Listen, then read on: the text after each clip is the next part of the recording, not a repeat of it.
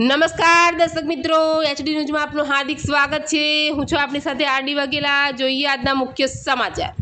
અંકલેશ્વર નર્મદા કિનારેથી અજાણ્યા પુરુષનો વિકૃત હાલતમાં મૃતદેહ મળી આવ્યો। અંકલેશ્વર તાલુકાના જૂના બોરવાટા બેટ ગામ નજીક આવેલા તપોવન આશ્રમ પાસેથી નર્મદા નદી કિનારેથી એક અજાણ્યા પુરુષનો વિકૃત હાલતમાં મૃતદેહ મળી આવતા પોલીસે તપાસ હાથ ધરી છે। અંકલેશ્વરના જૂના બોરવાટા બેટ ગામ નજીક આવેલા તપોવન આશ્રમ પાસે સ્થાનિક લોકોને નર્મદા નદીના કિનારે એક પુરુષનો મૃતદેહ પડેલો નજરે પડતા તેમણે પોલીસને જાણ કરી હતી। ઘટના સ્થળે પહોંચેલી પોલીસે મૃતદેહનો કબજો મેળવી પ્રાથમિક તપાસ હાથ ધરી હતી।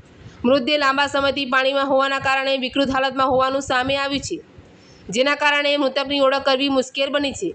પોલીસે મૃતદેહને પોસ્ટમોર્ટમ અર્થે સરકારી હોસ્પિટલ ખાતે ખસેડવાની કાર્યવાહી હાથ ધરી હતી। મૃતકની ઉંમર અંદાજે મધ્ય વયની હોવાનું માનવામાં આવી રહ્યું છે। હાલ મૃતકની ઓળખ મેળવવા માટે આસપાસના પોલીસ મથકોમાં ગુમ થયેલા વ્યક્તિઓ અંગેની વિગતો મેળવવાની તજવીજ શરૂ કરવામાં આવી છે। આ બનાવ અકસ્માત, આત્મહત્યા કે અન્ય કોઈ કારણોસર બન્યો છે કે તે અંગે સ્પષ્ટતા પોસ્ટમોર્ટમ રિપોર્ટ અથવા પોલીસ તપાસ બાદ જ થઈ શકશે।